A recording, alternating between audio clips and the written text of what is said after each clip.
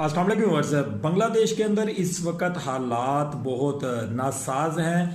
जो गवर्नमेंट है वो और प्लस जो उनकी आर्मी है, आर्मी और वहाँ के तुलबा एक दूसरे के आमने सामने आ चुके हैं। वहाँ पर तुलबा जो है वो ये नारेबाजी कर रहे हैं कि हम फ़ौज की इन्वॉल्वमेंट जो है वो बर्दाश्त नहीं करेंगे। दूसरी जानब वहाँ के जर्नैलों ने हसीना वाजिद को वार्निंग जारी कर दी है।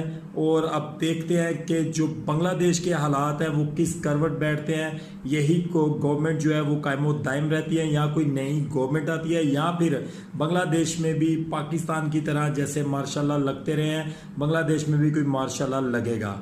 अब देखते हैं कि आने वाले दिनों में बांग्लादेश के अंदर क्या होता है। वहाँ की अवाम पाकिस्तानी अवाम की तरह अपने घरों में डर कर घुस कर बैठी रहती है कि वहाँ की अवाम सड़कों पर आती है और अपना हक छीन कर रहती है अपने हुक्मरानों से।